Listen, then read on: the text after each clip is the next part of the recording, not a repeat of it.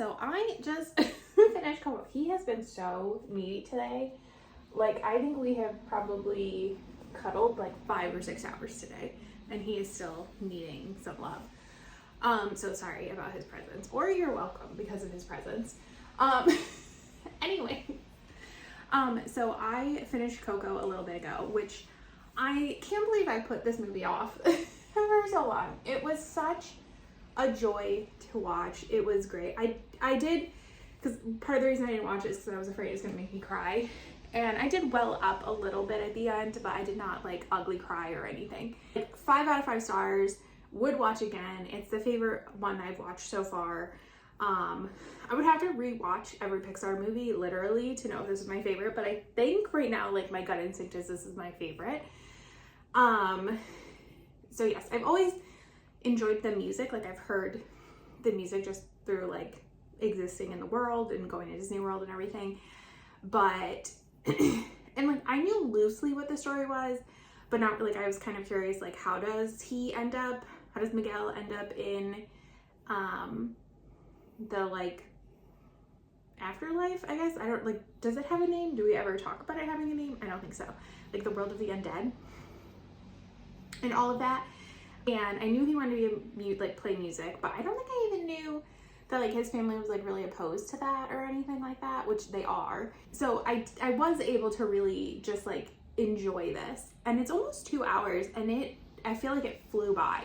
Like I was constantly engaged, and both with the story but also visually. I mean Disney does a good job with their animation as well, but like Pixar I think does a very good job. I think lately, at least from like what I've seen, a lot of times characters look very similar. Like I feel like Turning Red and Luca, both movies I've not seen yet, like the animation style of the characters looks very similar, whereas this is like a little bit more unique. Now I'm sure part of that is the fact that like the majority of the characters are skeletons, so that is just going to be different. This movie had its own style, and that is something I really appreciated. Like it was, and so many details. Like yes, in the real world, like in Mexico, there are details and characters and everything, but especially in the other world, like the details on each of the skeletons, the details in like the world as a whole, the details on the spirit guides, like all of that stuff is just so beautiful. And I'm glad that they took the time to do that. And it made the movie very visually interesting. And that's one of the things I really like about The Incredibles, is that it has a very specific style that you look at it and you know that's The Incredibles. Like the over-exaggerated bodies, the like 60s Jetsons almost like aesthetic. And I just like that they like went whole hog with it. And that's kind of how I feel about this movie as well, is that they just 100% committed to this style. And I think it's beautiful. I have always been kind of a sucker for like a sugar skull kind of look. Like while regular skeletons freak me out, a decorated sugar skull for like Dia de los Muertos does not. I've always wanted to buy a sugar skull like at the Mexico Pavilion in Disney World, and I just like never do, and I feel like now I will justify a purchase. So yes, because I do think that they are just so beautiful. And I think this was a beautiful look at Mexican culture. I think a lot of people probably know some things about Day of the Dead, and I thought this was very beautiful. I liked the discussion of family. There was some conversation here that it made me very sad, especially like it made me kind of think about like my own family, and like, do we talk about our like people who have passed on, especially with maybe people who never got to meet them, and this idea that they basically disappear when people in the living world forget you. And I don't know how common, like how popular Dia de los Muertos is now, like if it's kind of become more of like a commercial holiday, or if it's nothing, do people still do like offerings to their ancestors? Like, I'm gonna say ancestors, that feels weird because that feels like a lot older, but like to their family members with the ofrenda. I'm sure like people do, but is it still a huge part of society in Mexico? Like, it just makes you wonder. Like, I don't, not to get philosophical or like religious or spiritual or anything, but I like to believe that there is an afterlife. I don't know if there is one, but I like to believe that there is. And I like to believe that if something like this exists, where maybe on like the 31st into the 1st, your family can kind of pass over and see you, and they care about you, and they think about you, and then when you forget about them, that they like die forever. I like to think that they don't die forever, and maybe they go somewhere else, just because, I mean, that gives me like some peace, you know. But it definitely made me feel like I kind of would like, you know, sometimes your family talks about things, like maybe, I don't know about you, but like for me, like people will talk about family members, like maybe I did know them, or they passed when I was very young or whatever. And, you know, sometimes you're like, oh my gosh, we have to hear a story about so-and-so. But like, that person meant something to someone, and it's important to listen and care about. And you know, it can be hard, especially when you first lose somebody, to talk about them. But I think I am one of those people that I don't like to ignore like deaths or anything, but there are people in my life and in my family that kind of would prefer to just not talk about people. And I understand why, because it can be very hard. But I also don't want like my cousin's kids and my niece and nephew, like just because they never met my grandparents, I don't want them, or maybe like had minimal interaction, like my niece and nephew never met my grandparents, but you know, some of my cousin's kids did, and I want them to remember or know about their grandma and their papa. Like, I also want to remember those things, you know, like I want to remember going to the lake with them. And I also, it makes you think about your family here and like the support and everything. Like it really makes you think, and it makes you realize how important family is. I will say there was like a twist at the end, which like I feel like I should have seen coming, but I did not. So I'm gonna go into spoilers real quick. So if you have not seen this and you don't want to know what happens, so I knew Ernesto was gonna be a bad guy. What I did not know was that Hector was really going to be Miguel's grandfather. Oh my god, like I figured that like something would happen where like maybe he would kind of like emotionally be his like grandfather, like take over, and like maybe that would mean something, and that like maybe like love and affection is more than blood or something. But oh, such a shock. Like at the end, like him with Coco was so cute, and I got really nervous about Dante. I was like, but is Dante like forever stuck in like the spirit afterlife world?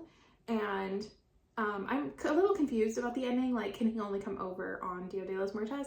But I don't know, but I'm okay with just that one day, if that's what he gets. And was he always a spirit guide? And he was just like kind of always there to help Miguel? And, or is it because he went into the spirit world somehow? I feel like he had to have always been a spirit guide. I can't remember what they're called. It starts with an A, I think. This also made me kind of want to like go back into my Spanish. I took a lot of Spanish in middle school and high school. And I've always thought about trying to get back into it. I do feel like knowing a language other than your own is very important.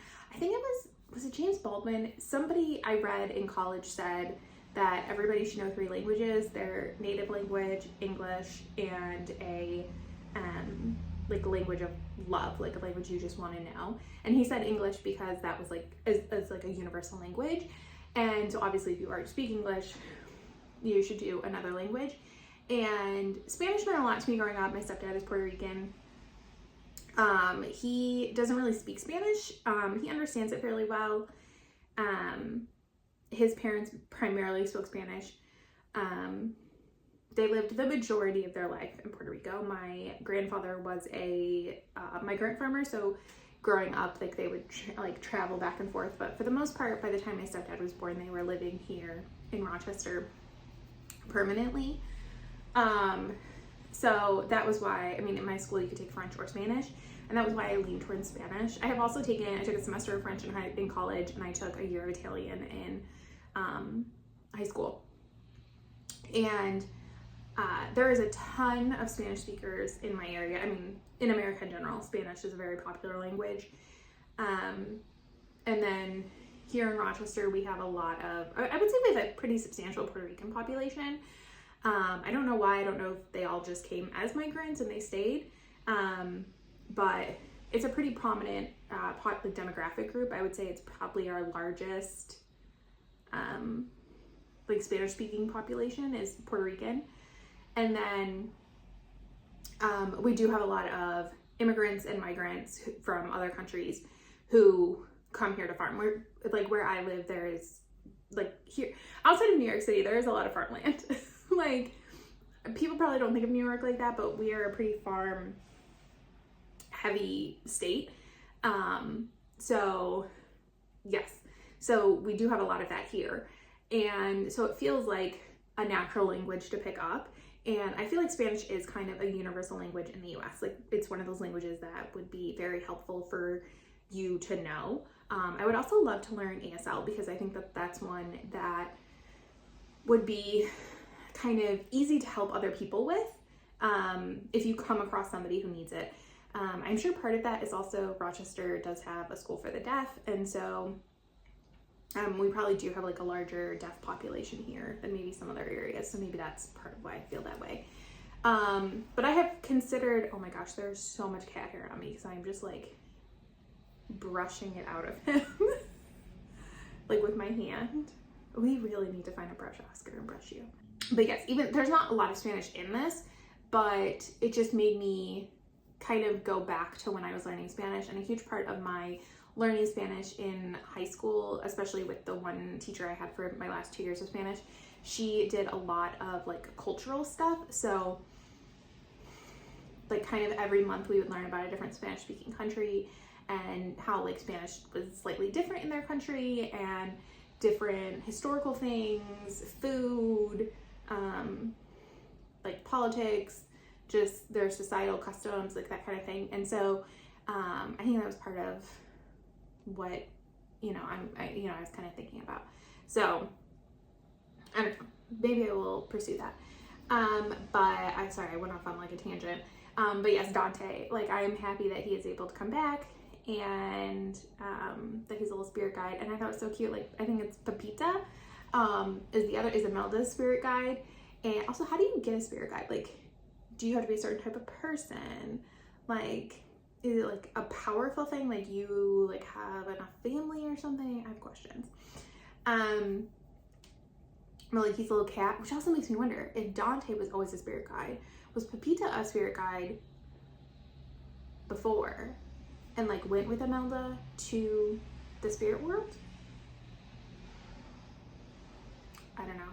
So many questions that don't need to be answered. But this was such a beautiful movie. It was wonderful. I am so glad I finally watched it. I will definitely watch it again. I know Quincy from All Ears, this is like her favorite movie and she watches it all the time, and like it's like her like airplane movie a lot. And I've always been like, but isn't it like sad? But like it's not. It's such a joy to watch, and I think you could easily watch this over and over again. I don't even know what's next. Let me see. Ooh, sorry, Oscar.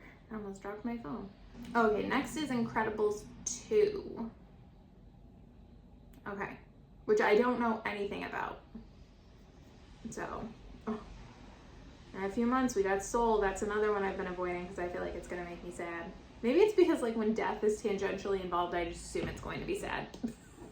I wonder, is Soul and this going to have, like, some similar themes? I don't know. Anyways. Okay, well, I need to go. I actually need to run to the store, but it's, like, raining and it was hailing, and I'm kind of scared to go outside. But don't get mad because I say I'm going to leave. We've cuddled so much. Say bye. Oh, no. You're not asleep. Yeah, I took a nap, and when I was falling asleep, Franny was with me, and I woke up, and she was gone, and he was yet there. I, like, replaced one cat with another. Oh, it's a good stretch.